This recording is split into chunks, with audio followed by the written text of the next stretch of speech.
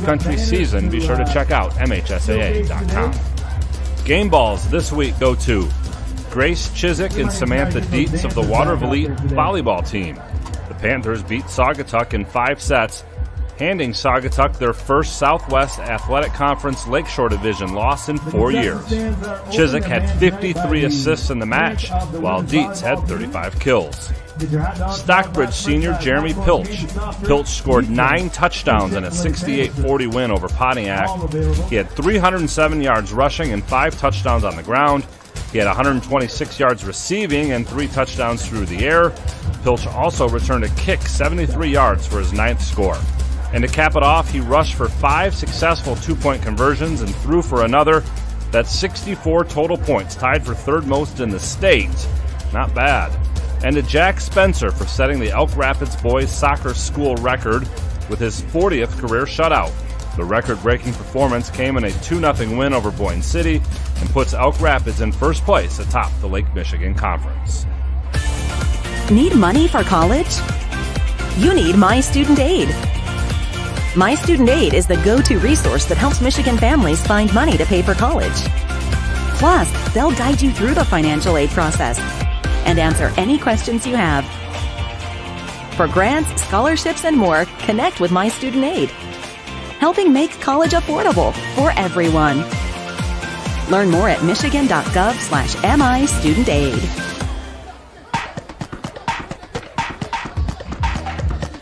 Our weekly Be the Referee feature takes a look at the fine art of officiating with MHSAA Assistant Director Brent Rice. Ever wonder why in volleyball some balls hit into obstructions remain in play while others are replayed and some end the rally? If a ball hits an obstruction over a playable area during a rally and then is played by the same team, it has the same status as any other hit. However, that isn't always the case. If the ball hitting a wall or object attached flush to the wall doesn't actually interfere with the player's legitimate effort to play the ball is dead and a loss of rally and point shall be awarded. If it does interfere with the playing of the ball, a replay is declared if the ball is less than 6 feet from the boundary. If the ball hits a suspended backboard over a playable area, a replay will be declared as long as the referee believes the ball would have remained in play. Serves that hit any obstruction or a loss of rally in play. Thanks, Brent. You can be a referee. Just go to the MHSAA website now to register. John U. Bacon, New York Times best-selling author, has a new book out chronicling his time as the head hockey coach at Ann Arbor Huron, his alma mater. It's titled Let Them Lead, Unexpected Lessons in Leadership from America's Worst High School Hockey Team. Bacon played for Huron when he was in high school and later took over as coach in the late 90s and early 2000s. Prior to his arrival as coach, Huron had gone more than a year without a victory. Bacon inspired everyone on the team to be a leader and to put hard work and teamwork at the top of their list. It didn't take long before Huron was one of the state's top teams. The book looks at more than just a turnaround of record, but also what makes a leader both on and off the ice. Let Them Lead is published by Houghton Mifflin Harcourt and can be purchased online. You've been listening to This Week in High School Sports, powered by Michigan Student Aid, a production of the MHSAA Network. Thanks for joining us. I'm John Ross. We'll see you next week.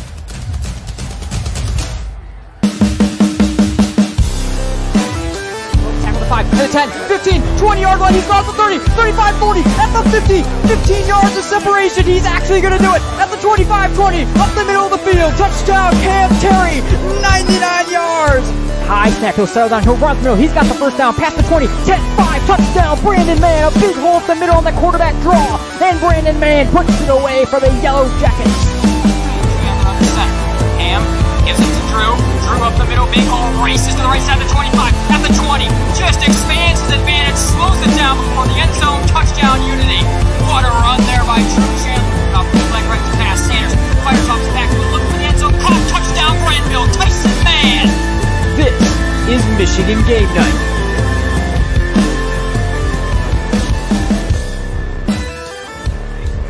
And hello everyone and welcome to Bulldog Stadium in Grandville, where we have one of the most interesting and really impactful matchups in the OK Red and throughout West Michigan on deck here tonight. Grandville fresh off a heartbreaking double overtime loss to Rockford, now set at 1-3, and yet a big crosstown homecoming win to better themselves at a good stab at the playoffs.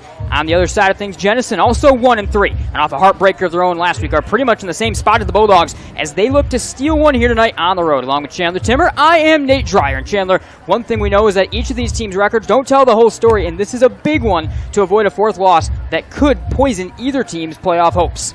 Yeah, both of these teams looking for the same thing here. Similar starts to the season. Played some competitive football, early on in the season. Just haven't had the wins show up in the column there. So it's been a tough start for both these teams, but a win here tonight can do a lot to turning your season around. All right, and many of you may be just tuning into this as well as we have the YouTube stream that's up through Grandville High School. A different YouTube account. Actually, there was a late change with a little technical thing going on with that broadcast. So I'm going to try now to get in because we're going to be right off the air here on this Grandville Scott Bates Farmers Insurance Agency pregame show. We're going to be off the air in just a second. We're going to quick step aside because we'll have our Coach's Corner segment with head coach Eric Stiegel coming up. During that time, I'm going to quick go over, try to fix that link and get you over to that working stream that'll have our commentary over top of the Grandville High School video. So all that coming up, Grandville Jenison, going to be a great one. We'll be right back here on the Grandville Scott Bates Farmers Insurance Agency pregame show. And when we come back, it's going to be Grandville head coach Eric Stiegel with this week's Coach's Corner segment.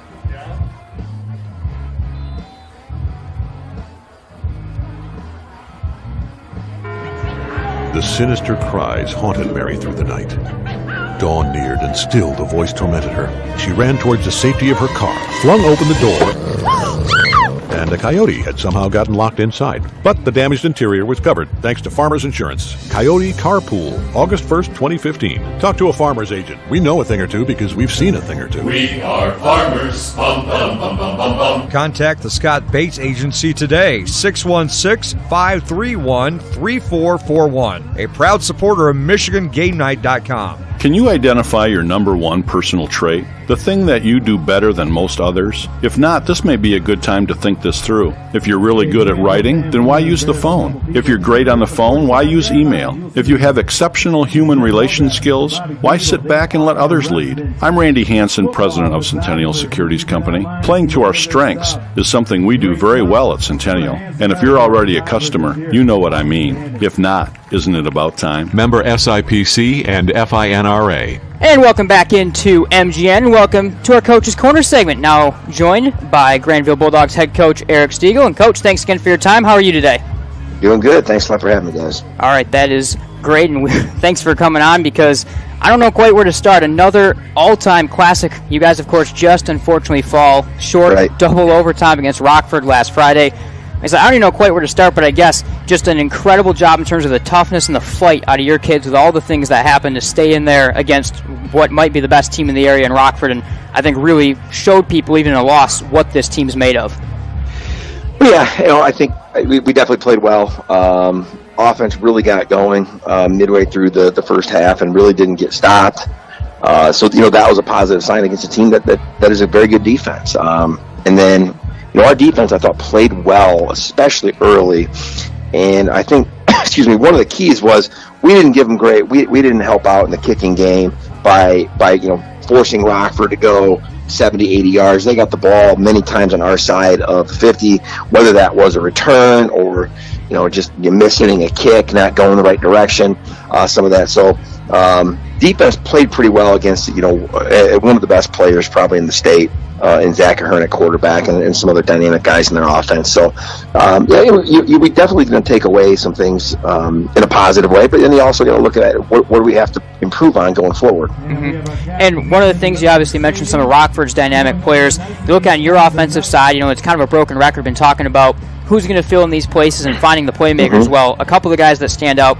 Cade Pilzik runs for right around or over 300 yards, 4 touchdowns. Tyson Mann obviously brings back the opening kick return. He makes some big plays in the pass game. I think those two guys in particular, obviously with Ian Sanders getting them the ball offensively, really have to stand out one way or another. Yeah, for sure. And it's, crazy thing about Cade is, he didn't play football the past 2 years here and didn't play much as a freshman and decided to come back out and just kind of saw him goofing around, in a drill right before 4th of July. Not even a drill, but just guys like playing Air Force football. It's like a pickup football, and no one could get this guy, tag him. I said, well, we got to try this guy on offense, and he's done really well for us. He's a tough kid. He runs. He's a slasher. Can break tackles. And it has to be in the open field. And, and then Tyson is really he's a Swiss Army knife. He obviously returned a kick for a touchdown. He rushed for over 100 yards. He probably had three or four receptions, at least, where, makes some big catches there.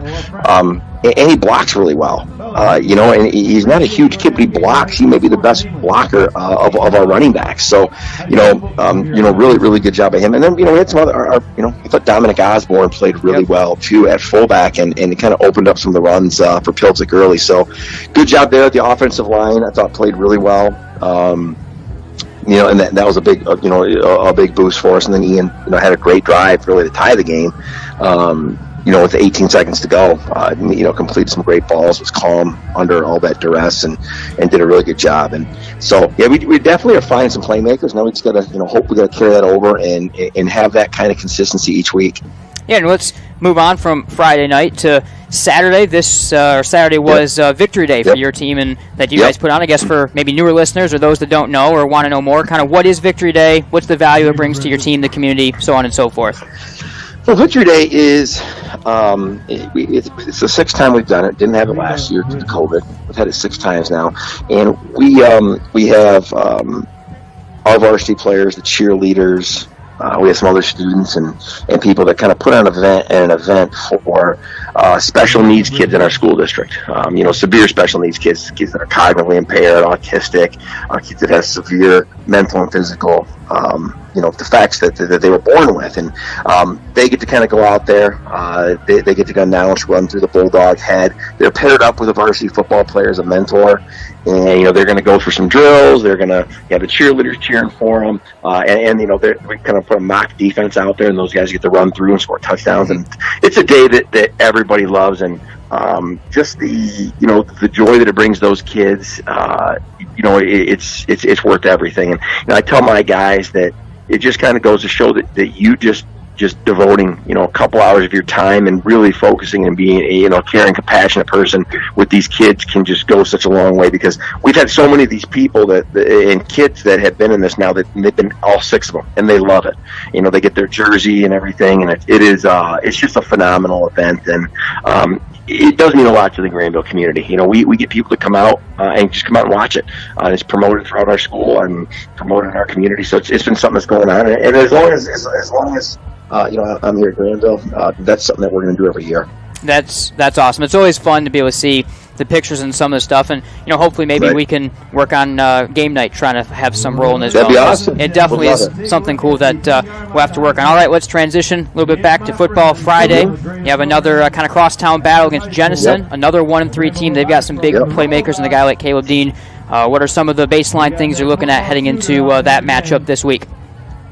Well, I think, they are 1-3 like us. They've lost some good teams. They've lost some heartbreaking games like we have. So I think they're a really good team. I think, Coach Zeitman, a lot of respect for him as a football coach and a person, does a really good job over there at Jenison.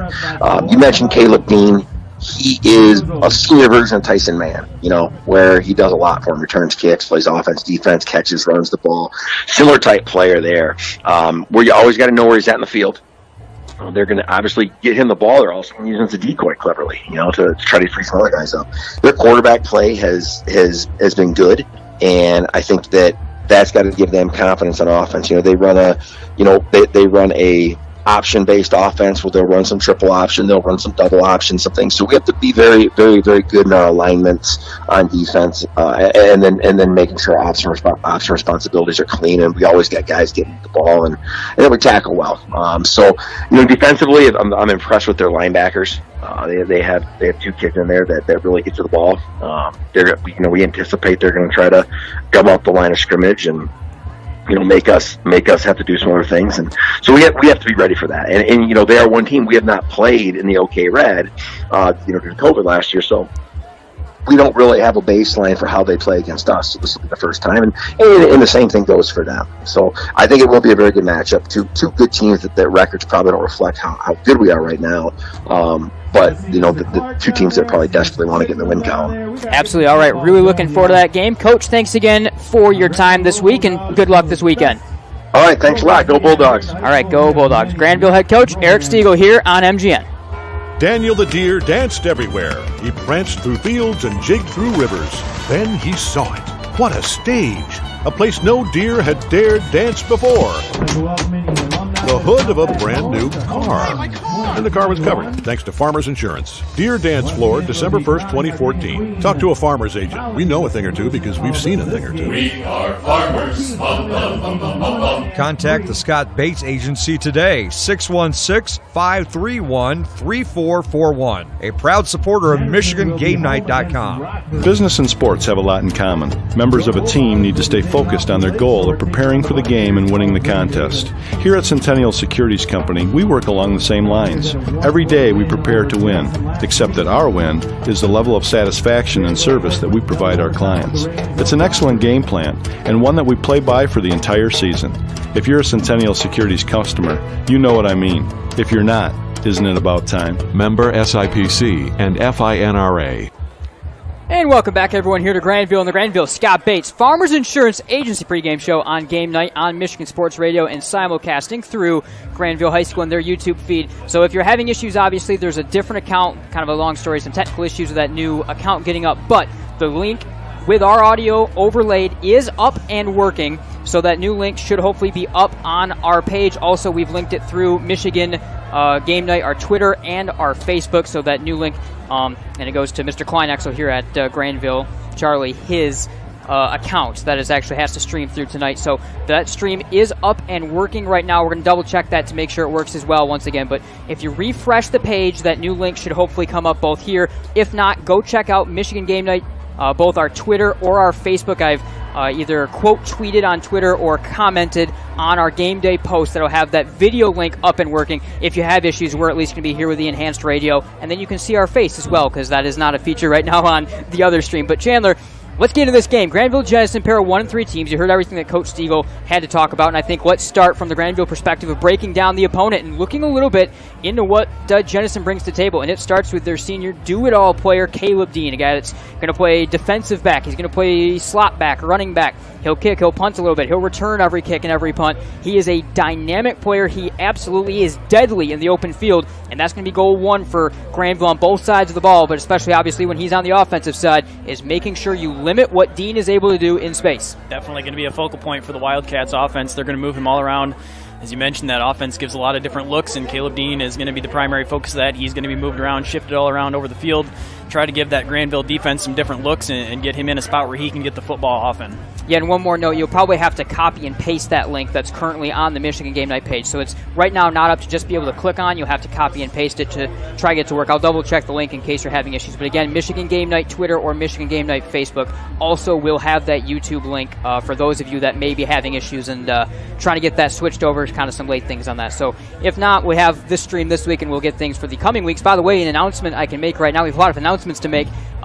Next week, obviously, we mentioned we will not have coverage, but for the rest of the season, it's going to be all Grandville. So both the East Kentwood, the Hudsonville, and the closing game of the regular season at West Ottawa are all going to be on Michigan Game Night coverage through Michigan Sports Radio. So Jenison, Chandler, let's take a look, kind of 1,000-foot view. This offense, a very unique offense for head coach Rob Zeitman, a guy that has a lot of experience. He spent time in the college ranks at Ferris State and Kent State as an offensive line coach. He runs a version of the ski gun offense. Essentially, you're going to see a lot of triple option, read option looks, a lot of throws in the flat as well, out of primarily different pistol looks. A very unique offense. And for defensive coordinator KJ Landis and the Bulldogs, they're going to have to definitely be able to mix things up to mix or to match the mixing that Jenison will bring to the table. It's going to be a really fascinating matchup on that side of the ball. I think really, as you mentioned, strength on strength really when it comes to the defense that likes to shift up the way they show the offense and where they line guys up from snap to snap, and an offense that does the exact same thing. So definitely going to be a chess match between those two. I don't think either one's going to stick with the same thing for very long,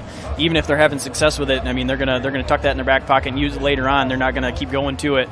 Just lots of different looks and lots of back and forth in that matchup. And the Wildcats, who are starting to find their way onto the field right now, Bulldogs will be running out for this homecoming matchup in a few minutes. This is a team on the defensive side of the ball that also does things unique. It's a base 5-down lineman set. They'll mix things up with either 2 or 3 linebackers, or sometimes even crowd 6 into that second row and almost play it like a 5-6 type defense against run-based teams like Grandville. Very unique defensive system that's really well suited to try to stop the run and try to really trust their athleticism to stop any pass game that may come. It creates an interesting look for Grandville in terms of opportunities maybe to try to throw over the top or to try to match what they're going to do versus a good athletic secondary and the big guys up front that are going to be packed in for the Wildcats. Yeah, another strength there. Again, the defensive line, as you mentioned, traditionally very comfortable with what they're doing, and most teams, when you face a team, the defense doesn't necessarily have the personnel or isn't prepared to play a defense like this, but not the case for the Wildcats. They're going to be ready to go. They're going to be comfortable in their formation. Then it just comes down to execution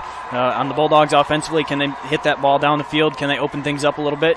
And are the Wildcats, are they able to play in their strength of their defense and really clog things down and slow down the game? And continuing on this Grandville, Scott Bates, Farmers Insurance Agency pregame show. Grandville, both these teams coming off heartbreaking losses to arch rivals Jenison, losing by a single point to Hudsonville last week. And the Bulldogs, of course, suffering that double overtime loss to Grandville, where both teams definitely had their chances as the Bulldogs are getting set to run out through the Bulldog head inflated on the left side of the field from our broadcast position onto this field. Let's talk about the Bulldogs, Chandler. Let's first talk about some of the offensive playmakers. Cade Pilzik, 4 touchdowns, over 300 yards rushing, and Tyson Mann had 3 total touchdowns, 1 receiving, 1 return. He brought back the opening kickoff and 1 rushing touchdown. Those 2 dynamic players, with obviously Ian Sanders getting them the ball, really led the offense last week as the Bulldogs find their way onto the field right now. Yeah, both of those guys really stepping into their roles offensively and had their best game combined of their varsity careers so far.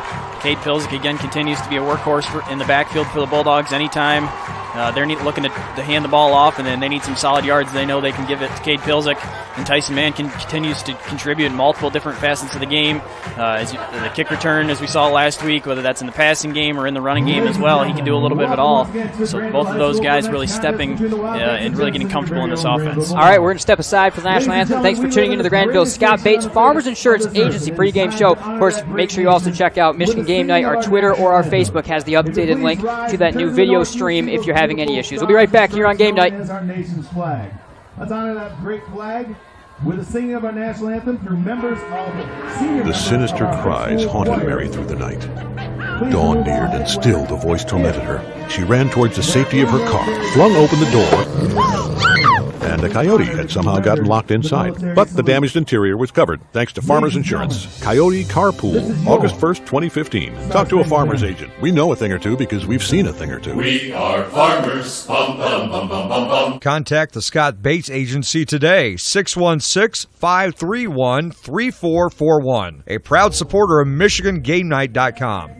If you're 18 years or older, AHC Hospitality is hiring for open positions at its downtown hotels. Starting pay is $14 an hour, paid weekly, with medical, dental, and health benefits, hotel discounts, and more. Positions include front desk, housekeeping, restaurant, and management roles at our 6 premier downtown hotels. Visit ahchospitality.com/careers to jumpstart your career at one of 6 world-class hotels in downtown Grand Rapids.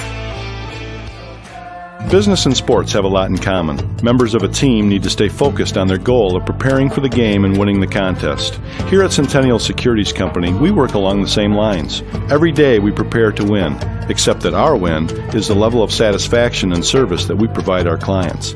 It's an excellent game plan, and one that we play by for the entire season. If you're a Centennial Securities customer, you know what I mean.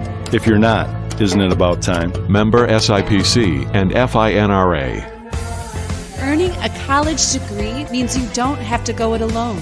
We have 3 students at Cornerstone, and they all enjoy their interactions with the campus community, but most specifically with their professors. At Cornerstone University, we are dedicated to your success.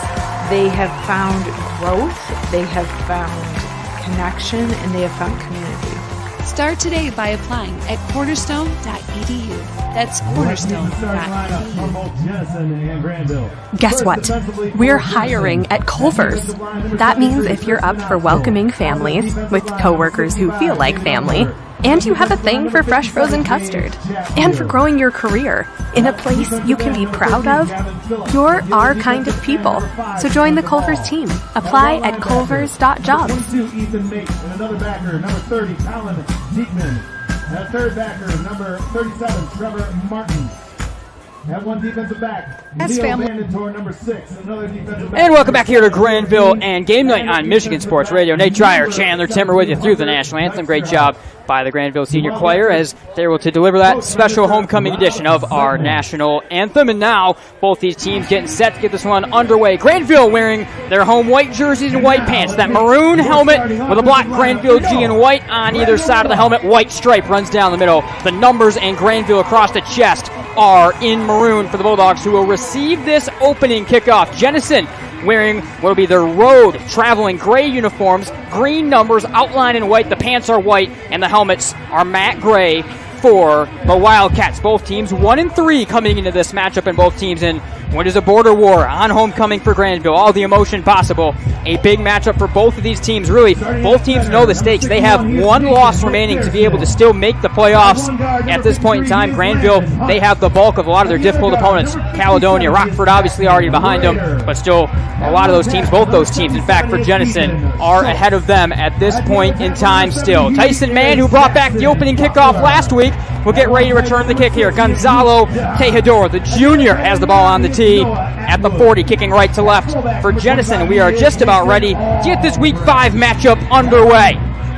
Halfback, number 3, he is Cade Pilsen. Here's the kick. It's a low driving kick, angling down to the right. Hash marks taken at the 2-yard line on a bit of a step back by Tyson Mann. Over the 15-yard line, cuts left at the 20. At the 25-yard line, stumbles, stays on his feet at the 30. Juke move at the 35, over the 40, outside the numbers, and he's twisted out of bounds at the 45-yard line as he was twisted and forced out of bounds by Trevor Martins. But a great return again for Tyson Mann, who gets this Grandville offensive attack jump started with good field position. And Ian Sanders, the senior quarterback, 6 of 14 passing last week, will find his way onto the field. Had that passing touchdown to Mann, but the storyline was an over 300-yard performance on the ground for Cade Pilsick. Dominic Osborne will now get ready, or last week stepped into that fullback role, and he will get ready to do so not today, as it will be Mason Albrecht starting at the fullback position. Alongside him will be Pilsick along with Tyson Mann. To give to Pilsick, angles it up the middle, gets his legs taken out from under him at the 50, and tumbles down to the 47-yard line. So Albrecht will start the game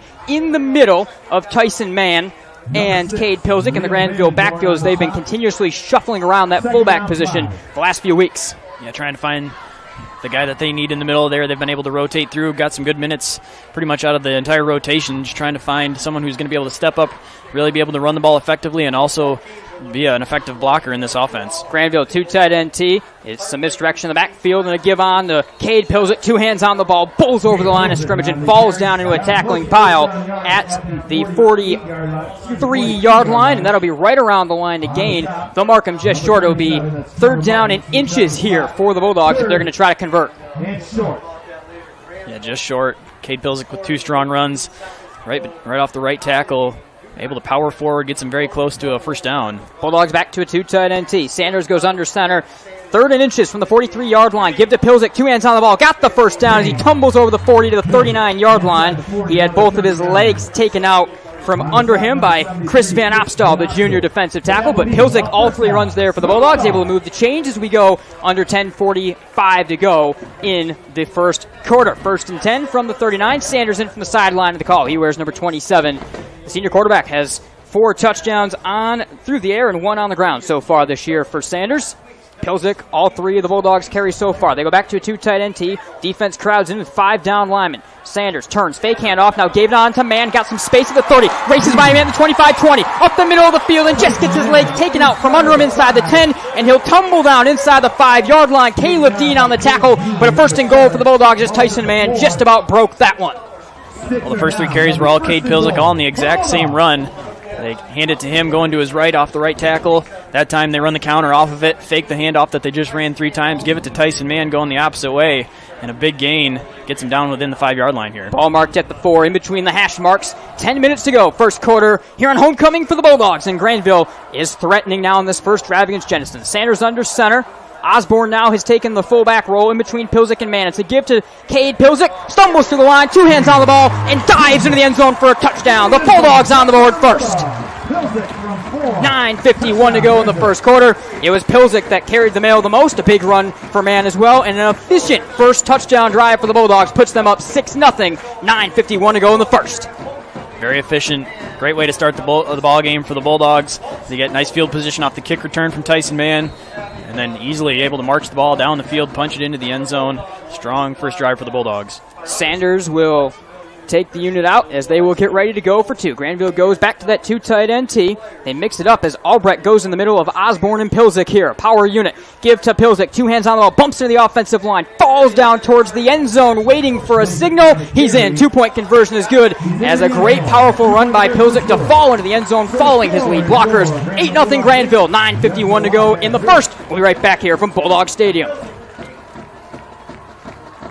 As families and communities across Michigan gear up for an historic back-to-school season, Dean Transportation is looking for compassionate people to join their dedicated team of school bus drivers. They offer competitive wages and paid training, quality benefits, flexible schedules, and most of all, endless opportunities to make a difference. Apply today at deanjobs.com to join this critical effort to help students return to learn this fall. deanjobs.com. For almost 60 years, Earhart Construction has successfully built some of the most well-known structures and facilities across the West Michigan landscape. These projects set the foundation for where we are today. Providing a distinctive construction experience for our clients has been Earhart's priority since the beginning, and it continues to be their primary focus today. We can't wait to make your next commercial or residential project a reality. Contact us today by visiting earhartcc.com. Again, that's earhartcc.com. Welcome back to Grandville. Nate Dreyer with Chandler Timmer. And Isaac Strock has the ball on the tee at the 40-yard line, left to right. He will get ready to stride forward and put this game back underway as Churko and Dean get ready to return this kick. It's high down to the 20-yard line. Short kick taken by Churko. Lowers the head over the 30, and he is brought down at the 32-yard line. So the Grandville defense, after the offense got a nice, efficient drive and 8 points on the board, will now try to stop this dangerous triple option attack for head coach Rob Zeitman. And of course, look out for Caleb Dean. He'll be number 7 in gray out there. He'll be a slot back, a running back in about every other position. Carter Van Manen is the senior quarterback, a 5'10" senior, has 4 passing touchdowns, 1 rushing touchdown on this season. He can wind up and throw it down the ball, runs pretty well as well. They'll start with a single tailback, 3 receivers on the left side. They put Churko in motion, and they'll throw it to him in the left flat at the 30-yard line, able to settle that pass down, get over the 30-yard line, and Trey Johnson cuts him down at the 36. So a gain of 2 or 3 yards on first down, and kind of a delayed screen play to the left side of the man in motion, Zayden Churko. Bring Churko from right to left across the formation, and then just hit him in the flat right at the line of scrimmage. Bobbled it for a second, but able to gain control of it and then turn upfield for a short gain. Mark will be the 38-yard line, left hash mark on their own side of the field, moving right to left here for the Wildcats. 2nd and 6, under 9:14 to go. 8-0 Bulldog lead. 4 receivers set again. Pistol formation, snap to Van Manen, give to Riley Russo, the tailback over the 45-yard line. He's got the first down. He's cut down to the 46 from behind. Luke DeHaan came in to make the tackle, but they run up the middle of the tailback. Russo, the junior tailback, and he's able to pick up the first down for the Wildcats, who work pretty quickly. No huddle offense, as Van Manen will relay the message. They'll work again with a 4-receiver set. This is kind of different than what they normally will utilize. They go back to the pistol formation, 3 receivers stacked right. It's a give fake to Russo. They'll pitch it right side to Churko, the end-around man, and he is cut down in the backfield for a loss of several yards, back to the 39-yard line. Coming in to make that play was Drew Hungerford, the junior safety, who read that perfectly, Chandler. Yeah, they tried to get the triple option. The Bulldogs all over it. Quarterback, he had to pitch the ball early thanks to some pressure in the backfield, and then Hungerford able to make the tackle in the backfield. Mark will be the 40-yard line. That makes it 2nd and 16. Loss of 6 yards in between the hash marks. They'll work back to a 4-receiver set. Trips on the left side. Shotgun formation.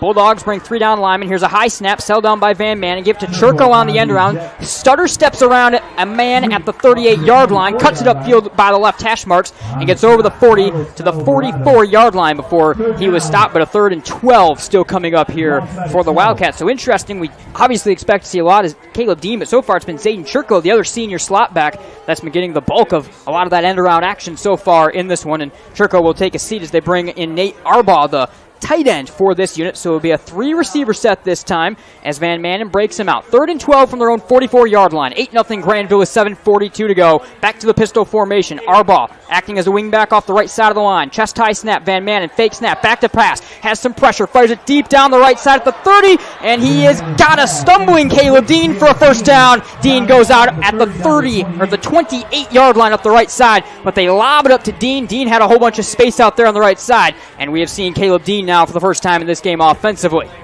Yeah, able to get Caleb Dean along the sideline. He had some room. The coverage was playing back and off the sideline, and a nice ball thrown to where Dean could float towards the sideline and catch the ball.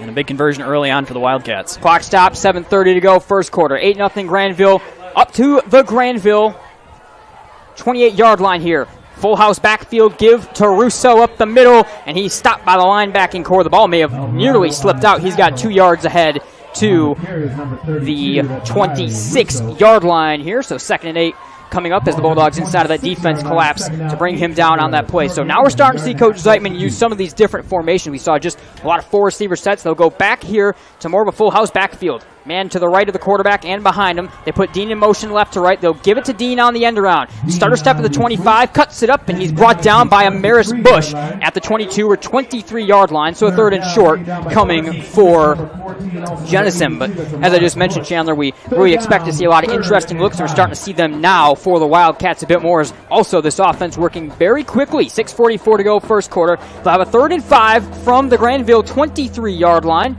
And they bring Arbaugh, the tight end, back in for this play as he'll act as a wingback off the left side. Now he's kind of shifting positions on that line. Carter Van Manen steps into the pistol formation. Russo goes behind him. 3-receiver set. Here's a snap, fake give, back to pass Van Manen. Has some time. Flushed out of the pocket, throws it left side, looking for the end zone. It's overthrown, and it's 4th down. No flags are down as there was a gaggle of players on both sides of the ball in the end zone, including Braden Gable. Good storyline there. Gable returns to the Bulldogs lineup again this week, so they obviously love to see his size and ability on both sides of the ball. So 4th and 5 from the 23, and the offense will stay out there for Jenison as they'll go for it here and see if they can extend this drive. Already down 8-0 with just about half of this first quarter gone. Yeah, some late pressure from Trey Johnson. Got in the face of Van Manen and really just threw a jump ball to the corner of the end zone. Nobody able to come down with it, but a early opportunity for the Wildcats. Back to a 3-receiver set. Dean in the slot on the left side. Pistol formation. Here's the snap to Van Manen. Fake handoff. Now the pressure coming. He'll escape the pressure. Run over the 15-yard line. Got the first down inside the 10 and dives down into a pile at the 6-yard line. Tristan Moore and company there to bring him down, but Van Manen showing off the wheels, escapes the pressure, and able to get a 1st and goal for the Wildcats as they extend their drive on 4th down. Yeah, Van Manen was dropping back to pass, but saw the middle of the field open up as the defensive line rushed up the field. Quickly tucked it and able to get the first down pretty easily down inside the 10-yard line. 1st and goal from the 6. 2-receiver set, one on either side from the shotgun. Here's a give on the end around going left side to Caleb Dean, and he is cut down in the backfield. Drew Hungerford again stopping the end around play, and a loss of a yard or two there as never able to turn the corner with Caleb Dean. Dean's speed, that's impressive. Able to chase him down as he was going to the wide side of the field trying to get to the corner to chase down, and I think they're going to mark him right back at the line of scrimmage. They're actually going to give him just a yard up to the 5-yard line. It looks like he had stumbled or was forced backwards after the play, but they'll give him 1 yard up to the 5-yard line, back to the shotgun, 2 receivers left. As Dean goes in motion, here's a snap to Van Manen, throws it right down the seam, but that one is well overthrown of the intended target out of the back of the end zone as he was looking for Arbaugh, the tight end. So now 3rd and goal from the 5 as Van Manen, kind of a safe throw right there as it was a well-covered play by the Bulldogs secondary. A very safe throw. There was multiple Bulldogs in the area. If he had tried to deliver that one on the chest, there's a good chance that one might have been picked off. Bulldogs been working with 3 down linemen. Amaris Bush has a lot of times been the standing edge rusher. He'll go down this time as they again still work with 3 down linemen. Here's a snap and a fake give to Dean, taken by Van Manen. Stutter steps over the 5, and he's cut down by a linebacking core pile, led by the free safety Carson Smith around the 2 or 3 yard line. So it'll be 4th and goal from short. And we likely will see Jenison, as they're staying out there, go for it again. So they converted 1 4th down. Now they got a 4th and goal from the 2-yard line. So it all comes down to this. 8-0 Grandville, 4:59 to go in a fast-moving first quarter as Carter Van Manen looks to the sideline for the Jenison call. Thanks for joining us here tonight on Game Night on Michigan Sports Radio, as well as through that YouTube stream through Grandville High School. Our Twitter and Facebook accounts have the correct link to get you that game. Shotgun formation. Dean goes in motion. Snap to Van Manen. Fake give up the middle. Van Manen dives down towards the end zone, waiting for the signal. Grandville saying he's short. No signal coming in yet. And the officials will talk. I think they have stopped him just a yard short. Van Manen also maybe down and injured at the bottom of the pile as he tumbled into the end zone. The officials still talking about where this mark is going to be. And he stopped short at the inch line. The Grandville defense holds. What an effort by Trey Johnson and company on the tackle. And the Bulldogs offense will come back out with an 8-0 lead. Oh, what a hit right at the goal line. There was multiple Bulldogs there, but Van Manen had the goal line. He was taking it on the draw through the line of scrimmage, and he was so close. I mean, literally the inch line is where they're going to mark that ball. I think that's the right call, too, from where we're at. That looked like he was short. So Grandville, everyone going to be in their own end zone. They'll go two tight end T right here. Osborne goes to the right side of Albrecht. To the left side is Pilzik. Here's a snap and a turn on to Cade Pilzik. Angles over the 5-yard line and cut down from behind as he dives ahead to the 6. So a good job by Cade Pilzik there, angling over right guard to get a few yards ahead and take his team out of a really dangerous position. Colin Diekman, the outside linebacker, the junior on the tackle. It'll be the 6-yard line and a 2nd and 5 here for the Bulldogs. So good job by Pilzik just to give his team some breathing room as they'll break it out. Right hash mark, 4:10 to go. First quarter, 8-0 Grandville. They go back to a 2 tight end T. By the way, Tyson Mann was on the sideline getting a little bit of attention. That's why it is Osborne in his place right now to give to Osborne over the left side. Jumps over one tackle, gets over the 10-yard line, and loses his feet at the 11. And that'll be right around the line to gain. They'll give it to him, first down Grandville. So Osborne, a good hard run from the charging number 28, something we've seen a lot the last few years for the Bulldogs, going back to Cam Terry's 3 years as well, running the ball in that number, or with that number. So first down Grandville, up to their own 11-yard line as Ian Sanders comes in from the sideline. Bulldogs up 8-0, and they're wearing their home white jerseys this year. All white look with that maroon helmet. It is homecoming, and it is a packed house here tonight at Bulldog Stadium for sure. Great to see the crowd and the community back here tonight at their own 11-yard line in between the hashes. Sanders goes under center, 2 tight end T unit. Here's some misdirection in the backfield, and it's a give up the middle to the fullback Albrecht, and he is cut down right away. He may even lose a yard back to the 10-yard line. That looks like the case. A loss of 1 there for Albrecht up the middle, the junior on the carry. It'll be 2nd and 11, back to their own 10 for the Bulldogs. For the first time tonight, the Wildcats defensive line able to get some movement, get into the backfield, and stop the Bulldogs for a loss on a run play. Now 2nd and long, opportunity for the Wildcats defense to play a little bit more aggressive here with more distance to go. They again will use that 5-down lineman set. 2nd and 11 from their own 10 for the Bulldogs. They lead at 8-0. They split out. Our receiver to the right side of the line, that is Luke DeHaan. They give it going right side to Pilzik. Cuts around him at the 15, over the 20-yard line, and he tumbles down out of bounds at the 23 or 24-yard line. So Pilzik able to move the change with a good twisting run up the right side, and Grandville keeps this drive moving. Cade Pilzik, again, able to get around the outside where he is so quick and able to use his speed slash to the middle of the field and then get right past the defenders. Nice run for him, his longest on the day. He's up to over 35 rushing yards. Ethan Mate on the tackle. The mark is the 24-yard line. Right hash mark back to a 2 tight end T. Osborne, Albrecht, and Pilzik. Right to left the unit. It's a give going over left guard to Dominic Osborne. He was tripped up in the backfield but stumbles forward for 2 or 3 yards. Looks like he will get all the way up to the 29-yard line. So a good gain on first down there for Osborne. Not a lot of running room right now, but Grandville stumbling forward and keeping this drive moving. It'll be 5 yards and a 2nd and 5 coming up. 2:02 to go, first quarter, 8-0 Grandville. Their offense back out on the field after they stopped Jenison at the inch line on Jenison's first drive of the game on a 4th down play where they tried to sneak it in with Carter Van Manen. The Grandville linebacking core laid a leveling hit through a couple of guys, and the Bulldogs able to get the ball back here at their own 29-yard line. 2nd and 5, back to a 2 tight end T. Sanders goes under center. Snap to Sanders, give. Fake to Pilzik, up the middle. Osborne stumbles over a linebacker past the 35 and falls past the 40 to the 43-yard line. Great run by Osborne, and a late flag comes out as there's a Grandville lineman that got pushed down behind the play. And that might be against Jenison for a late unsportsmanlike hit behind the play. We're going to have to see what happens. Both sides are kind of talking to the officials who are having a word as well. So before we talk about the good run by Osborne, we're going to have to hold to see what this call is. 1:34 to go, first quarter.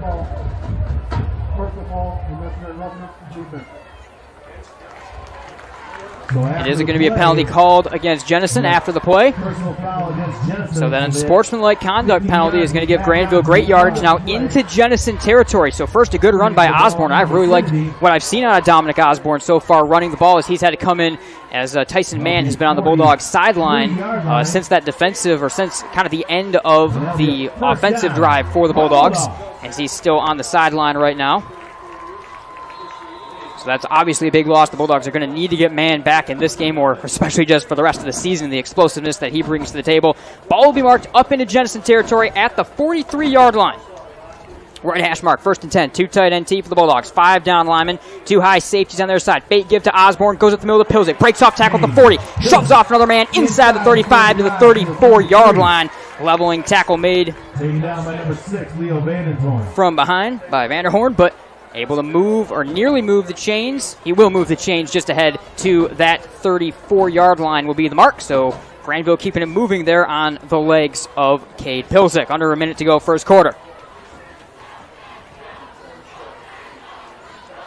Check that it will still be a second down. The mark at 1 yard short. That's the correct mark. 2nd and 1 for the Bulldogs up to the Jenison 34-yard line. 2 tight end T.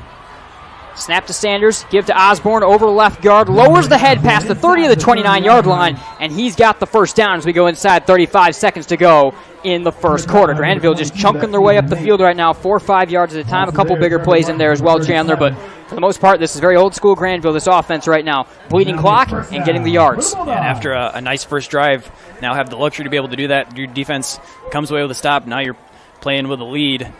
Now you can really execute your offense to the full extent, eat as much clock as you want, not having to play from behind like you were last week. Really can do whatever you want here offensively. Mark will be the 30-yard line. 22 seconds and less to go into Jenison territory. Right in between the hash marks. Ian Sanders under center, back to a 2 tight end T. Pilsick to the left, Osborne to the right. In the middle is Albrecht. Here's a snap and a turn. It's a give to Pilsick. Right up the middle, has some space. Able to get around a man, put a hand in the back of a defender over the 20, and falls into a pile at the 19 or 18-yard line. That'll move the chains. Under 7 seconds to go. Likely the end of the first quarter. We'll see if Grandville tries to work quickly here. But a great run again for Cade Pilsick to move the chains, and that will end the first quarter. Coach Siegel let the clock go down. 8-0 Grandville over Jenison. Very fast-moving first quarter. We'll be right back here on Game Night. Looking for fresh food, variety, and great deals? Shop your local Family Fare supermarket and sign up for our Yes Rewards program for everyday savings, exclusive digital coupons, rewards, and other special perks. Plus, you can use your Yes account to shop online with the Fast Lane, our new online grocery shopping service. Just order online, select pickup, and we'll do all your shopping for you. It's that easy. To learn more about shopping with Yes at Family Fare, visit shopfamilyfare.com. At Ferris State University, we're here to get you there with programs crafted to get you ready to meet the demands of the job market today and tomorrow. Want to learn more? Go to ferris.edu/now to see if you might qualify for free tuition through the Ferris Launch Initiative and complete your free online application today.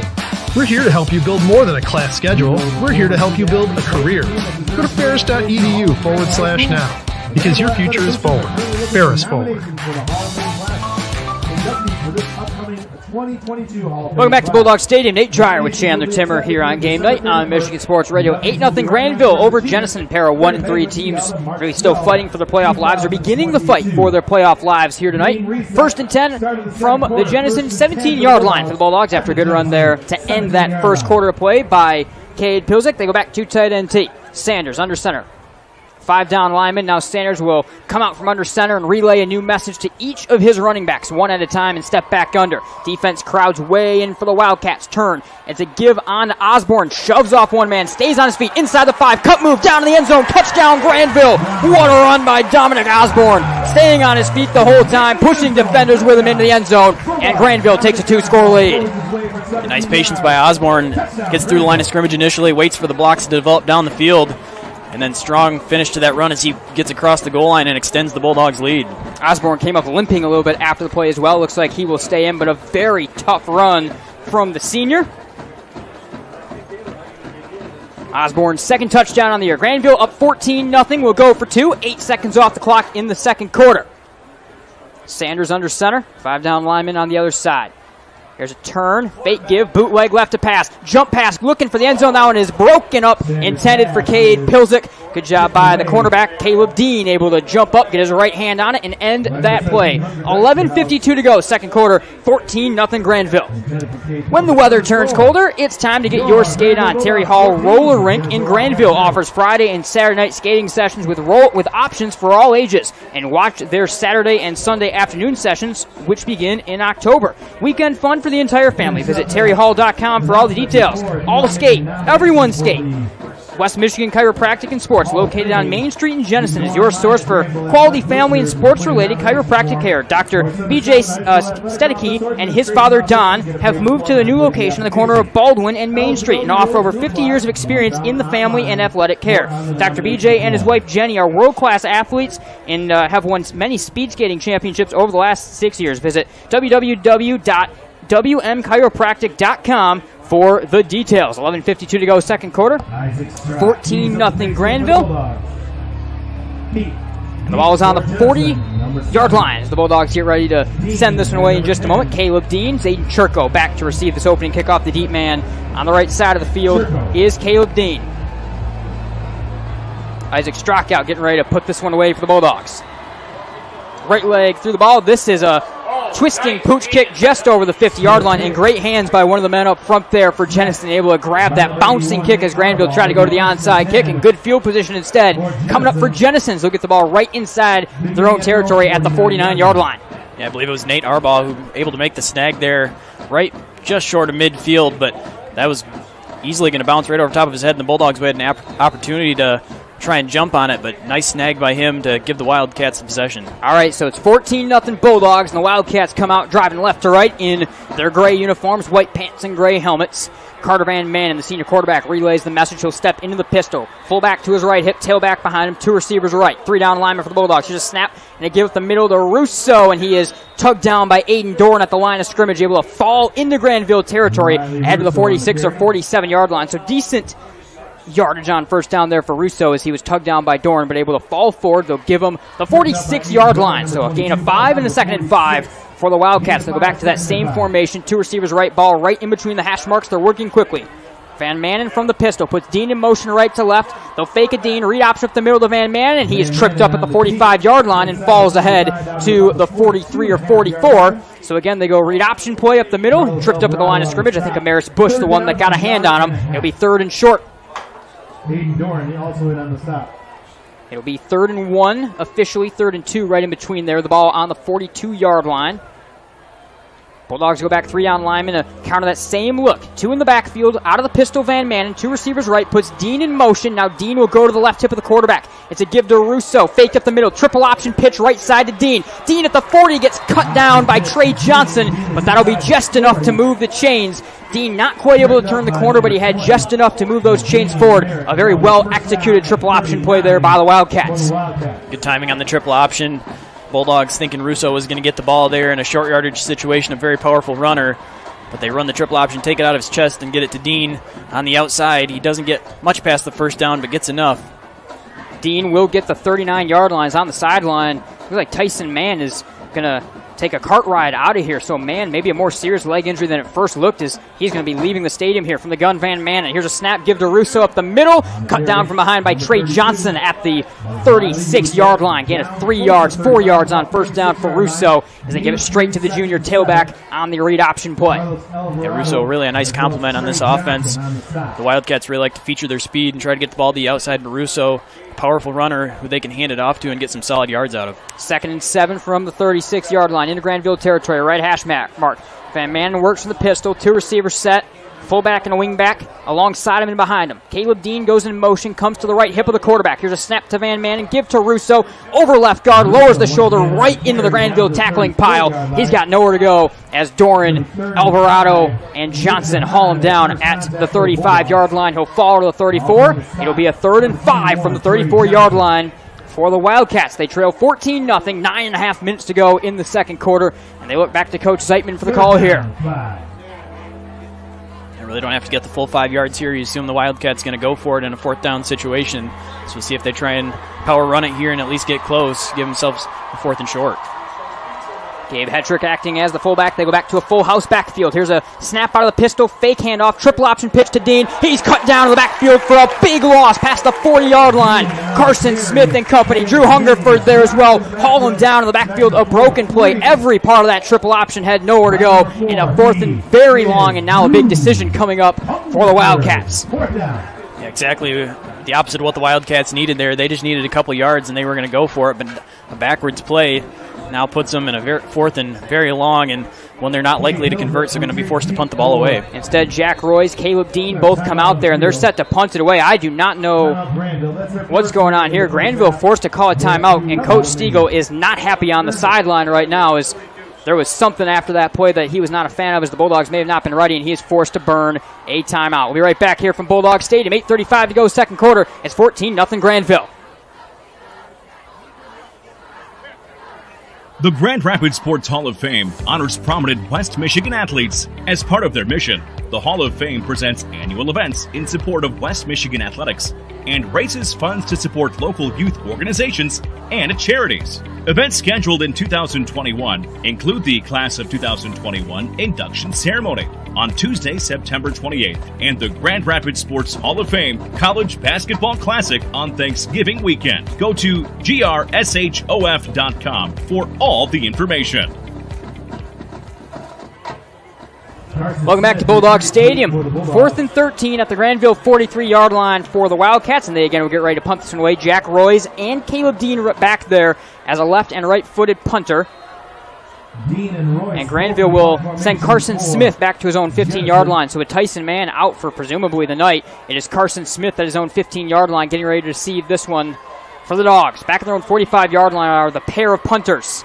There's a snap. It goes to Dean. He'll run to the right side, get a little bit of room, and then boots this one away. This is a nice twisting punt that'll be fair caught with 3 Wildcats all around Smith at the 13-yard line, and I think Smith got touched there, and that'll be a bad penalty for the Wildcats in good field position, free field position for the Bulldogs. Yeah, Smith was calling for a fair catch, and there was multiple Wildcats trying to surround him and just put pressure as he was going to catch it. I think at the last second, Smith had to step up to catch the ball and bumped into one of the defenders. Interference is called against the Wildcats, so Bulldogs are going to be stopped inside their own 15-yard line. And now Coach Steele come out. Do they say that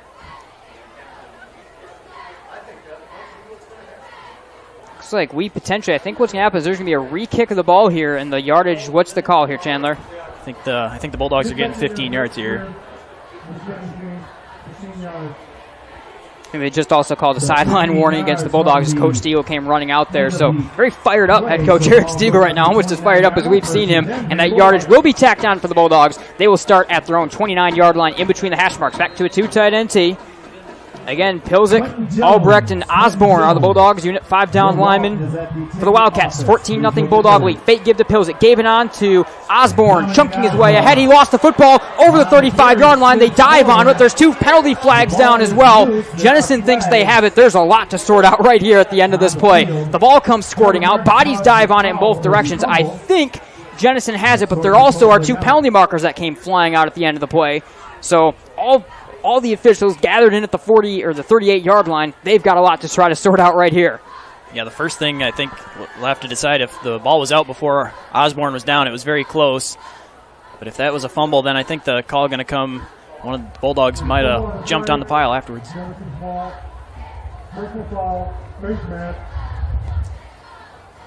Looks like there's a face mask call against the Bulldogs as the Grandville defense is coming out there. So penalty and a face mask call against the Bulldogs. It's a 15-yard face mask call as well. So now Jenison will get the football back after the fumble inside the 25-yard line. So talk about a big couple of plays, really turning the momentum in this one a little bit. Yeah, after the Wildcats forced to punt, the Bulldogs get some nice field position on the penalty, but then end up giving the ball right back. And a penalty of their own puts the Wildcats in their best position of the day, just outside the red zone. 8:19 to go, second quarter. Grandville leading Jenison 14-0. This battle of 1 and 3 teams in a border war on homecoming for the Bulldogs. Three receivers set from the pistol formation. Snap to Van Manen. Give to Russo up the middle. Stutter step over the 20. Past the 15-yard line. Dragging a pile down inside 10. The ball's on the ground. They fall on it. Grandville's got the football. And now the momentum swings back the other way. A fumble forced away from Russo. Carson Smith, I think, the one that got his hand on it. And Grandville turns the ball back over. They'll take it back over now. 11 to go in the second quarter. Man, both of these teams coughing up the football. Back-to-back plays now. Russo trying to finish that runoff. Very strong. He got down to about the 10-yard line, and then that ball was knocked out. And the Bulldogs, again, going to take over. A big swing back. Fortunate, really, to get the ball back without putting points up on the board. What an unbelievable sequence. Both directions. Back-to-back plays with fumbles. Grandville will start at their own 10-yard line. Pilzik, Albrecht, Osborne, the tailback unit. Atwood and DeHaan, the tight ends, as Ian Sanders gets ready to operate this Bulldog offense in just a moment. 8:11 to go, second quarter, 14-0 Grandville. Packed stadium here tonight on homecoming for the Bulldogs. They're in the home white jerseys. They're driving from right to left. Already have that two-score game. And a continued discussion from the officials and now Coach Zeitman, as well as now Jenison maybe wants an explanation at the end of that play, but the Grandville offense is out on the field and getting ready to work from their own 10-yard line. In between the hash marks, Sanders will go under center. 5 down linemen. 1 high safety for Jenison, and here comes an official, as we're going to have to get this clock reset and get ready to get back in play here in just a moment. Chandler, I don't even know what to start breaking down at this point in time, last few minutes. Grandville goes under center. We finally have a snap and a play. It's a give to Pilzik, runs right side. Stiff arms at the 10, stays on his feet at the 15, still fighting ahead at the 20-yard line where he's forced out of bounds. What a run, right up around the first down, maybe a yard short, but Pilzik just pushing defenders the whole way as he's able to get 9 or 10 yards running to the right side hard. Yeah, multiple stiff arms that time from Pilzik, able to shrug the defenders off. It looks like on the spot they're going to be just short of the first down here. Oh, now they're going to give him the first down.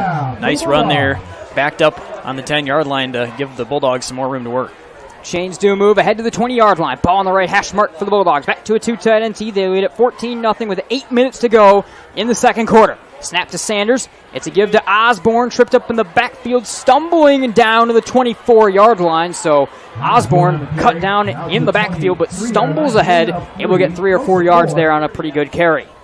Yeah, good to see Osborne back out there. He had a really strong start to the game, and then after that fumble, good to see him getting the ball right away, and another strong carry for him. 2nd and 6. Mark will be the 23-yard line where the knee initially went down as the Bulldog unit works their way back out there. Ball just short of the right side or the right hash mark, in between those hashes still. Under center goes Sanders. 2 tight end T unit. They'll pitch it right side to Pilzik. Running right side of the 25. Gets his legs taken out from under him. He falls over the 30 to the 31-yard line. First down Grandville. So again, Cade Pilzik able to keep it moving forward for the Bulldogs, as I think the tackle came in from Ethan Mate, but still moving the change past the 30 to the 32 for Pilzik and the Bulldogs. And that'll be a first down for the Bulldogs. Really, with the exception of the turnover on the previous possession, the Bulldogs offense has been able to move the football down the field. They haven't had to go to the play-action pass or take a shot down the field. They've been able to consistently get 4 or 5 yards. They've run a lot of the same plays and then just a couple counters off of it and have had some nice gains. Grandville on 32-yard line. They lead at 14-0. We're just under 7 minutes to go in the second quarter. Sanders under center, 2 tight end T, 5 down lineman. Initial give right up the middle to Osborne. Albrecht has some space over the 40 to the 41-yard line where he gets cut down by Ethan Mate, a yard short of the first down, but a good 9-yard run for Albrecht up the middle. So Albrecht, the junior, running the fullback position as Tyson Mann has suffered an injury that likely has ended his night as he was carted off from the sideline. He got off to the sideline under his own power, but a little bit later wound up leaving the field on the back of the Gator. So Tyson Mann looks like out for the night for the Bulldogs. Dominic Osborne has taken his place, and Cade Pilzik been running strong again for the Bulldogs. At their own 41-yard line, it's a 2nd and 1. Grandville a 2-score lead, and they go back to a 2 tight end T here on the 2nd and 1. Pilzik split out wide into the left slot. Here's a snap to Sanders and a quick turn. Give to Albrecht. Jumps over the line of scrimmage, and just gets his shoelaces taken out from under him at the 49-yard line. The tackle made by the outside linebacker, the junior Trevor Martins, who also will work a little bit as a fullback. Diving forward, Mark will be the 50. That's a first down for the Bulldogs again. A couple nice runs by Albrecht to move the chains all on his own there, right to midfield. Under 6 minutes to go in the second quarter. Yeah, both fullbacks really playing well tonight. That time it was Albrecht able to hurdle over a defender that was on the ground and pick up the first down and get right up to midfield. Official comes back, remarks the ball at the 49-yard line. 1st and 10 for the Bulldogs. Sanders under center, 2 tight end T again. Pilzik motions out wide, left slot. Snap to Sanders, give left side to Osborne. Has some speed and gets cut down hard at the 45-yard line. A leveling hit laid by Ethan Mate. Stands over top of him a little bit after the play as well, but a huge hit from Mate. Good job by Osborne to jump right back up after he took that hit, but he still got 4 or 5 yards on first down. Ball's on the 45, gain of 5, 2nd and 5. 2nd and 5, mark will be the 45-yard line here. Actually make that 2nd and 4. Bulldogs break it out. Left hash mark just down to Jenison's side of the field. 4:55 to go. Sanders under center. 2 tight end T. Snap to Ian Sanders. Fake give to Pilzik. Gave it on to Osborne over left guard. Able to jump over defender past the 40 and dive inside the 35 to the 34-yard line. Martins and Dyksterhouse on the tackle, but a first down. Bulldogs running backs, they've got a powerful unit in tonight, Chandler. They are running as tough as you've seen a Grandville unit run in a while. This is old school Bulldog power T football here tonight. Another strong run for Osborne, and Wildcats were really dragging on, trying to rip the football out, trying to cause another fumble, but Osborne, both hands on it, able to finish that run very strongly and get a couple extra yards. 1st and 10 up to the 34-yard line. 4:22 and less to go, 2nd quarter. 14-0 Grandville. Sanders under center. DeHaan split out wide into the right slot. Give right away, right side to Pilzik. Has some space over the 30-yard line. Stiff arms past a defender at the 25 and lowers the shoulder over the 20 to the 19-yard line. Ball's inside the 20, down the 18.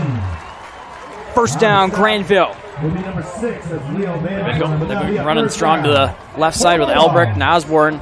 That time they go to the right side with more of the speed, and Cade Pilzik, and he again gets to the sideline. And you'd love to see, instead of stepping out of bounds at the end, lowers the shoulder, initiates some contact, and again gets the Bulldogs in the red zone. It was Vandentorn, the defensive back, that tried to meet the big running back head on, and the Bulldogs get the best of it, and they get the ball inside the 20-yard line. Another red zone play here for the Bulldogs. 4:06 to go, 2nd quarter. They lead at 14-0. 2 tight end T, 5 down linemen. Turn, give up the middle to the fullback. Albrecht shoves off one man on his feet, angles left at the 10, at the 5-yard line. Touchdown, Grandville. Mason Albrecht stays on his feet, busts around a defender. Touchdown, Bulldogs.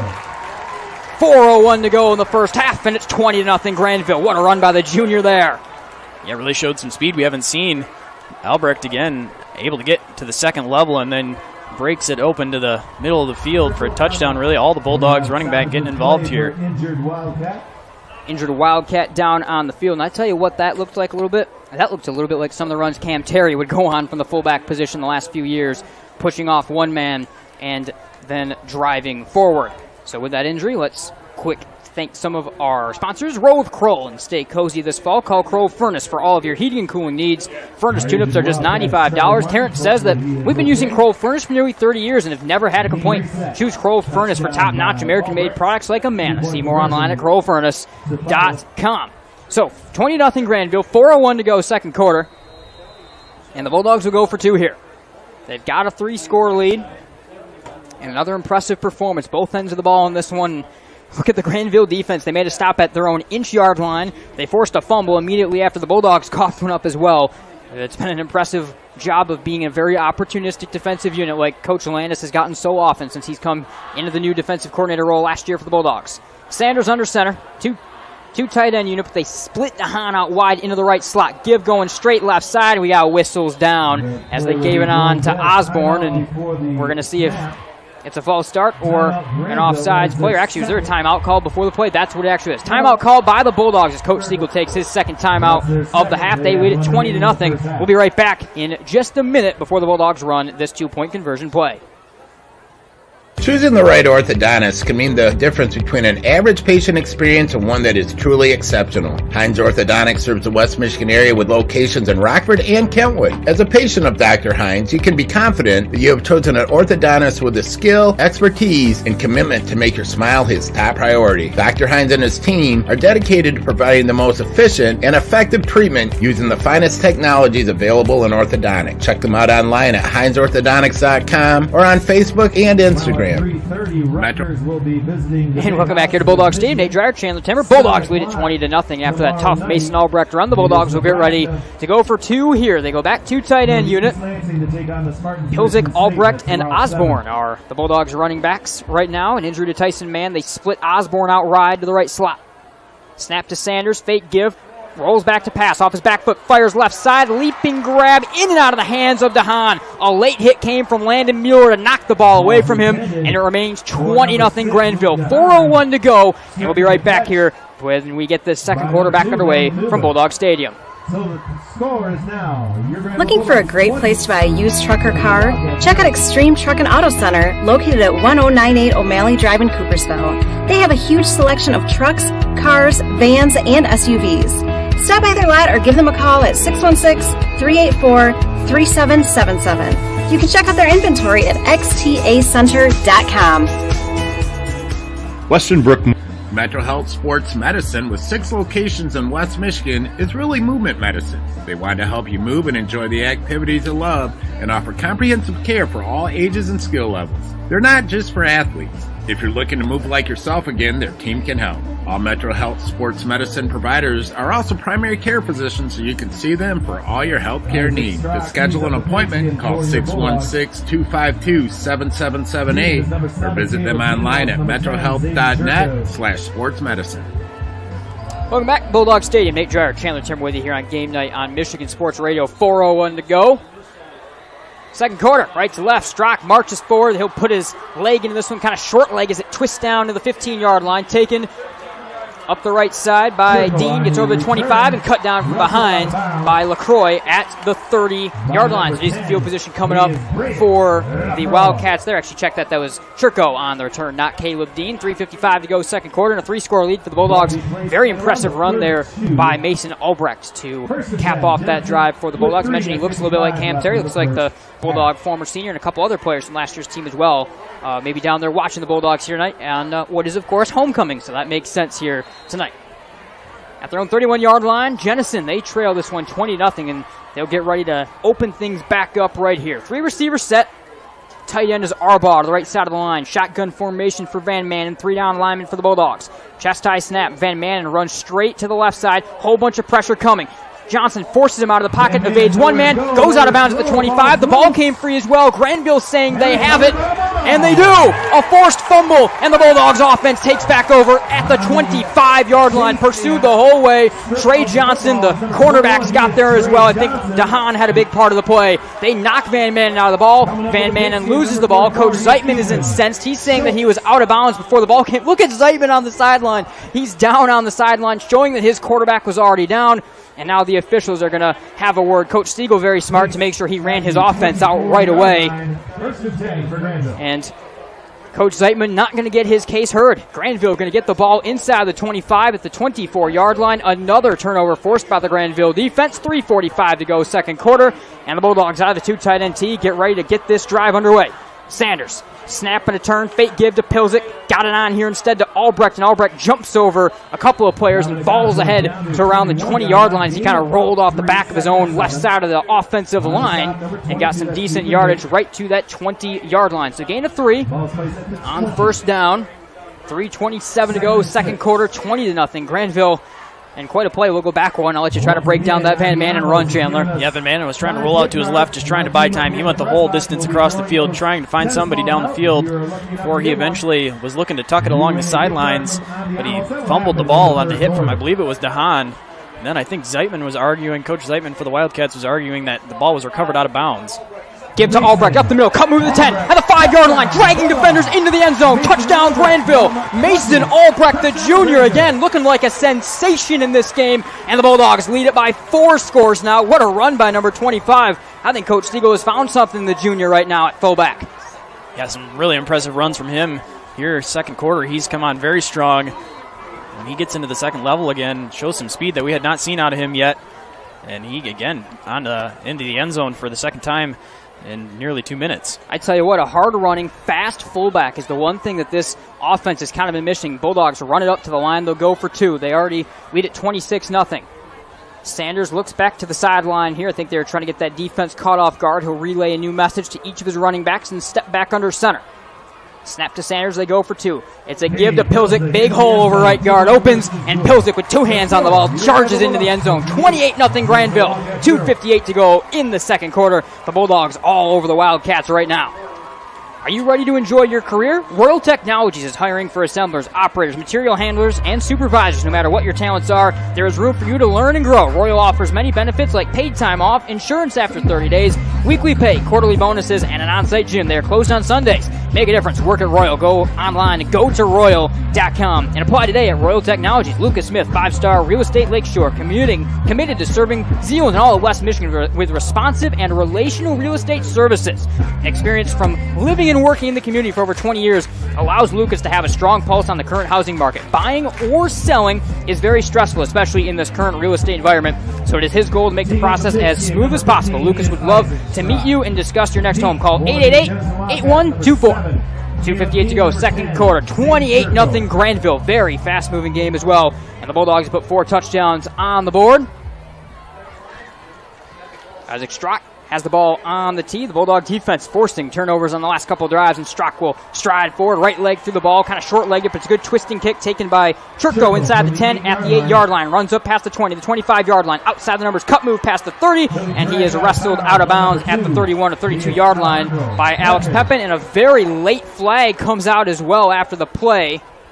We'll have a meeting of officials. I think Grandville is saying that it's against Jenison. I think there's been a lot of talking between the two sides that's been going on, and I believe that's part of the issue. These are two teams that there's a lot of players on either side that have played sports with each other growing up, part of the same community, all that part of it. And a meeting of officials here, a very late flag came out, and it was all the Grandville coaches that were pointing at Jenison players, saying that whatever it was came from the team in gray, not their unit in white.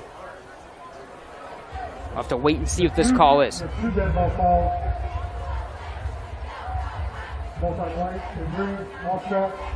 Looks like we have offsetting penalties on either side. So looks like both sides were chirping at each other, and things are going to stay right where they were, around that 30-yard line.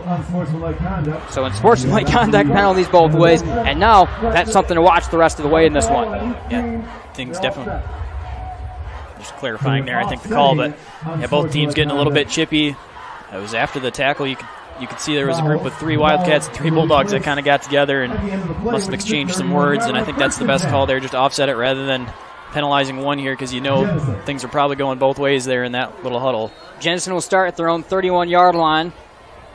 They'll work with a full house backfield, the slot backs to either side of the line. Snap to Van Man and give to Russo. Faked up the middle, taken by Van Man. He'll keep it over the left side. Popkin tugs him down at the 29-yard line. The ball came free after he was already down. But again, the ball slips free. They have already been down again right now, but Jenison has some issues hanging on to the football as Grandville has pressure all over the place. Big Cade Popkin just chased down the quarterback on that read option play. Yeah, and so huge. You need a player like Popkin like that along the defensive line to be able to really get out and move against a triple option like that in order to defend it. And again, the Bulldogs all over it. All options for the Wildcats were taken away. Van Manen just had to try and get upfield as much as he can. Only got a yard. 2nd and 10 from 32. Flexbone formation from the pistol. Give to Russo. Has some space over the 45 to the 50, and he's tugged down at the 50-yard line by Drew Hungerford in the open field. That's probably the most space that any Wildcat has had to run all day long. And they get it just inside the 50. The mark will be at the Grandville 49. 2:06 to go in the second quarter. 28-0 Grandville. And Van Manen goes back to work. Again, it's kind of a flexbone formation, but from the pistol. Running, of course, that ski gun offense. Slot backs to either side. Fake give. Triple option pitch going left side to Dean. Runs it. He's in the backfield at 45. Somehow stays on his feet. Reverses course. Now he spins again, and he's tugged down by Hungerford. That is kind of an undisciplined run by Caleb Dean. He was trying to make something happen, but he's going to wind up losing 6-7 yards back to his own 40. Make it inside his own 45-yard line to the 43. So a 2nd and 16 after that run by Caleb Dean on the end-around pitch. And Dean just trying to do a little bit too much there. It looked like he was going to turn a negative play into a positive play and then back into a negative play again. Timeout is called on the field by Coach Seidman. Actually, also there is an injured Bulldog down around the 50-yard line that they will look to get stretched out here. Great things come from Jets. Detroit style is one of them. Shaped by the steel pans, inspired by the Motor City. Baked to the thickest, crispiest crunch, and then topped with premium mozzarella, fresh topping, and of course, Mama Jet's secret sauce. Jets is Detroit style pizza.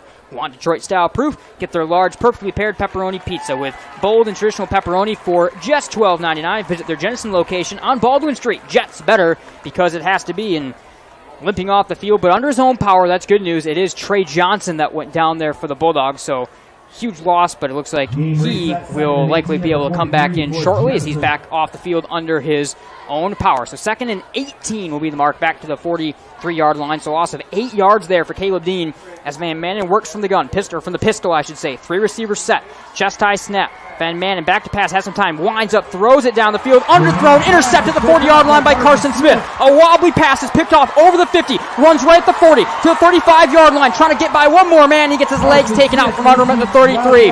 But a wobbly pass as Van Manen tried to wind up and hit his streaking receiver. Instead, it's underthrown, read perfectly by the free safety. Carson Smith picks it off and gets it inside the 35, and now we got a flag down.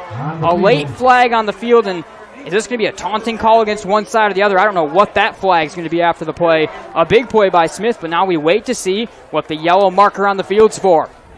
Yeah, on 2nd and long, Van Manen looking to take a shot down the field. He was targeting Caleb Dean, but as you mentioned, underthrew the ball. Caleb Smith able to really play aggressive and come up and snag it, and then a nice return, and then the penalty flag down right where he was taken down. Again, after the play, I think the officials appear to be trying to crack down on whatever's going down there on the field. Grandville offense on the field minus Ian Sanders, who's back on the sideline conferring with Coach Stiegel, as all the officials are also conferring right now to figure out what this call is going to be. Kind of a sloppy game. Minute 10 to go, 2nd quarter. 28-0 Grandville. Personal foul, late hit, after the play. We have a personal foul called against the Bulldogs, it looks like, after the play.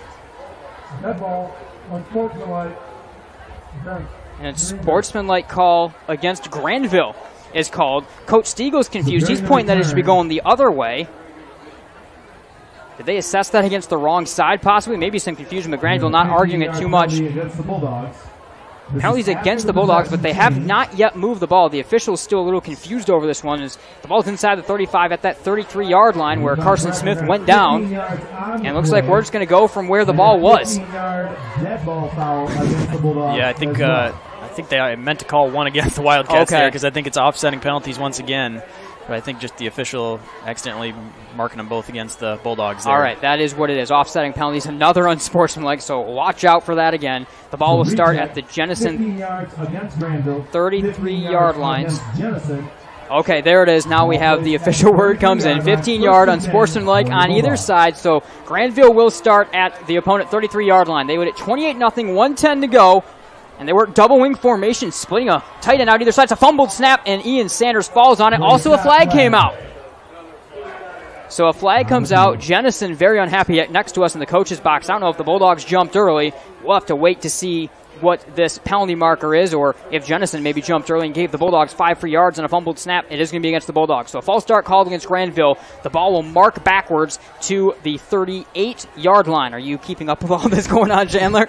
I think so. I think the Bulldogs, lucky there, they got the false start call, that play blown dead really before the fumble. I do believe Ian Sanders was able to get that one back off the bobbled snap, but a broken play from the beginning. 2nd and 15 at the Jenison 38-yard line. 1:06 to go, 2nd quarter, 28-0 Grandville. The Bulldogs have been all over the Wildcats in a big battle of 1-3 teams, and Grandville will go back to a 2 tight end tee this time after the ball was put back in play. Albrecht in the middle of Osborne on the right, Pilzik to the left. They're the running back unit. Ian Sanders goes under center. Snap to Sanders, turns right, hands it off, fakes that handoff. He'll bootleg, keep it over the left side, jumps over defender. 35, 30-yard line, tugged down from behind at the 28, but just actually won't move the chains inside that 30-yard line, but a good run on the bootleg keeper going left side to the 26 or 27-yard line for Ian Sanders. So a 2nd and short, he's able to get what would have been a first down if it weren't for that initial penalty. 1:01 to go, 2nd quarter. Mark will be the 27-yard line, so a gain of 11 and a 2nd and 4. Atwood comes out. Braden Gable comes on the field, so maybe watch for a pass coming up here for the Bulldogs. They have got their receiving tight end unit out there, as it is DeHaan on the right side and Gable on the left side. 2 tight end T unit. Sanders under center. 2nd and 4. Snap and a give straight up the middle to Albrecht, driving down past the 25 to the 23-yard line. And the fullback will, I think, have just enough. He will, by a yard or two, be able to move the chains. 54 seconds to go. 28-0 Grandville in the second quarter over Jenison. Bulldogs working quickly here. Back to a 2 tight end T. Same unit stays on the field. Snap to Sanders. Turns, gave it on to Pilzik, straight up the middle, has a bit of a hole, dragging past the 15-yard line, stays on his feet and pushes the pile inside the 10 to the 7 or 8-yard line. Very, very impressive run by Cade Pilzik as he bobbles off defenders the entire way and has a 1st and goal. Under 36 seconds to go, second quarter, 28-0 Grandville, and they will work quickly here up to the 8-yard line. 1st and goal play. Snap to Sanders. It's a give. Pilzik, right side over right guard, driving down towards the end zone, extends the ball for the goal line, waiting for the signal. I think he's going to be just a yard short. Waiting for the mark, he will be. Looks like the knee just goes down at about the half-yard line. So 2nd and goal from inside the 1-yard line. Grandville works quickly again. Under 12 seconds to go. Sanders under center, 2 tight end T. Turns, gave it on to Pilzik up the middle. Touchdown, Grandville. Pilzik into the end zone for the Bulldogs, and they get a score on the board with 6 seconds to go in the second quarter, and they extend it to 34-0 now.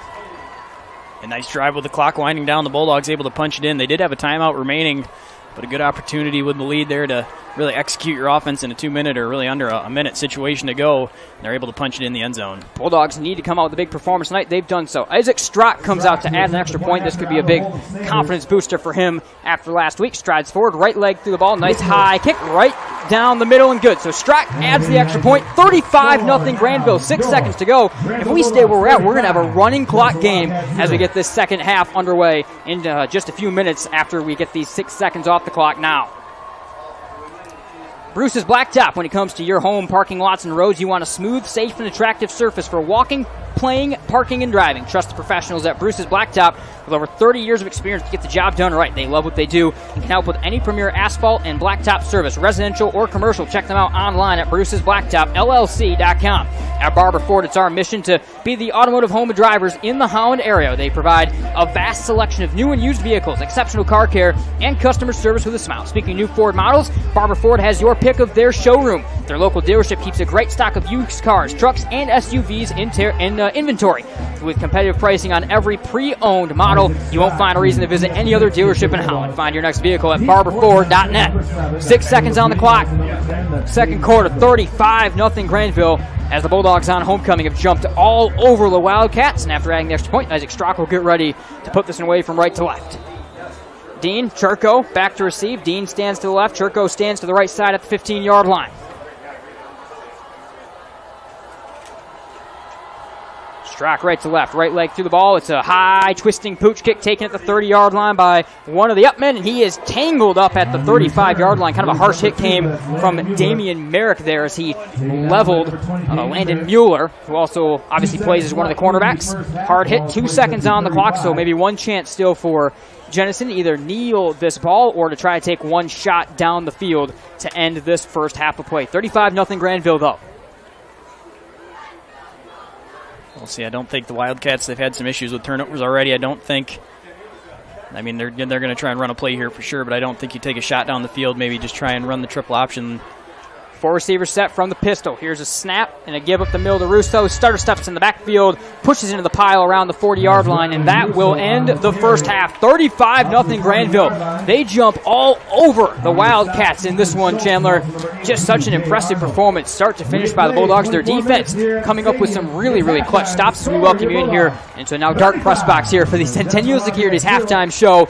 But my goodness, 35-0 the Bulldogs. A pair of touchdowns from both Albrecht and Osborne. Just to your general thoughts, both sides of the ball. The Bulldogs needed a big performance tonight, and boy, they have turned things around in a big way. Now, we knew it was the schedule. That's why the losses were there, but they are really reestablishing their authority, bouncing back from that tough loss last week. Yeah, the offense has been impressive. The run game has just been dominant. I mean, all night long, they're moving the ball at will down the field, and really it's been all three of the guys in the backfield, all four. I mean, considering Tyson Mann left the game early, he had a nice run early on. But they've really got some nice contributions out of that backfield, and it all started on defense when they were able to stop the Wildcats at the inch line.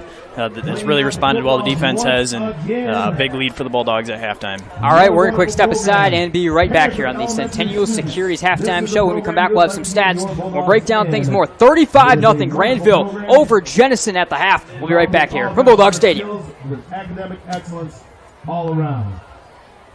Weston Brook Mower has served the Holland and Greater Grand Rapids area for over 60 years with locations in Jenison and Holland. We carry lawnmowers, zero-turn mowers, string trimmers, leaf blowers, snow blowers, log splitters, generators, chainsaws, tillers, power washers, and much more. From your favorite brands of Toro, Aaron, Still, and Echo. Plus, we have a full-service department to get your injured equipment back in the game. Check us out at westonbrookmower.com. Since 1932, Weller Auto Parts has been providing quality recycled, new, surplus, and remanufactured auto and light truck parts to the repair industry and to do-it-yourselfers. Weller provides exceptional service and a knowledge base second to none to ensure the right parts get delivered on time. Give them a call at 538-5000 or check out what they have at wellerauto.com. There's one in your neighborhood, J&H Family Stores. This September, help support the Lakeshore Pregnancy Center with the purchase of select Monster beverages. The Lakeshore Pregnancy Center provides professional care to men and women in our community facing unplanned pregnancy. J&H Family Stores, fueling West Michigan since 1969. J&H Family Stores. Auto Body Experts has been your trusted family-owned and operated collision repair facility since 1948. With locations in Hudsonville, Holland, Wayland, and Zeeland, they're sure that they can help with your repair needs. They offer free estimates and rental vehicles with collision repairs. Auto Body Experts believes in supporting the community and giving back, which is why each year we give back to the local businesses, children's activities, schools, and much more. Come find us and we'll take the stress away because we are the experts. Online at autobodyexperts.com. Jerry opened the letter. An eviction notice? He and his family couldn't bear to move again. It was warm and they had plenty of space for their acorns. Anxiety took a hold of him. Then suddenly, you've got squirrels in your engine and they chew through the wiring. And it was covered, thanks to a farmer's agent. Engine Bay Squatters, May 23rd, 2015. Talk to farmers. We know a thing or two because we've seen a thing or two. We are farmers. Bum, bum, bum, bum, bum, bum. Contact the Scott Bates Agency today at 616-531-3441. Your local farmer's agent who helps you plan for the unexpected. Can you identify your number one personal trait? The thing that you do better than most others? If not, this may be a good time to think this through. If you're really good at writing, then why use the phone? If you're great on the phone, why use email? If you have exceptional human relation skills, why sit back and let others lead? I'm Randy Hansen, president of Centennial Securities Company. Playing to our strengths is something we do very well at Centennial. And if you're already a customer, you know what I mean. If not, isn't it about time? Member SIPC and FINRA. At Culver's, we cook our butter burgers pretty much the same as you would at home. Only our 3-cut blend of fresh beef will do. Then you'll need to master our signature press and sear technique. You may want to practice a few thousand times. Add real Wisconsin cheese, top with a lightly buttered toasted bun, and serve yourself with a big warm smile. Better yet, come to Culver's and leave the whole cook-to-order butter burger thing to us. Welcome to Delicious.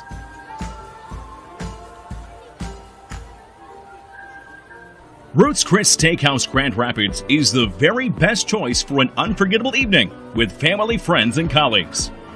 Create memorable experiences and celebrate with the sizzle of a steak served on a 500-degree plate. The casual elegance and atmosphere makes Ruth's Chris Steakhouse Grand Rapids the perfect location for every occasion. Visit us online at ruthschris.com. This is how it's done. Earning a college degree means you don't have to go it alone. We have 3 students at Cornerstone, and they all enjoy their interactions with the campus community, but most specifically with their professors. At Cornerstone University, we are dedicated to your success. They have found growth, they have found connection, and they have found community. Start today by applying at cornerstone.edu. That's cornerstone.edu. As families and communities across Michigan gear up for an historic back-to-school season, Dean Transportation is looking for compassionate people to join their dedicated team of school bus drivers. They offer competitive wages and paid training, quality benefits, flexible schedules, and most of all, endless opportunities to make a difference. Apply today at deanjobs.com to join this critical effort to help students return to learn this fall. deanjobs.com. Welcome back to the Centennial Securities halftime show. Nate Dreyer with Chandler Timmer here on game night. 35-0 Grandville, a dominant first half over Jenison. Of course, a lot of people also have a lot of interest in maybe going back and forth listening to the Rockford-Hudsonville game as well on Michigan Sports Radio. That's a 14-13 game, and what is the game of the week really in the area, and a really interesting matchup as Hudsonville's got to get some wins as they sit right now. Well, both teams are atop the OK Red standings technically, as you have the entire league stratified with either 2-0 or 0-2 teams, but Hudsonville, very tough schedule ahead of them starting with this contest.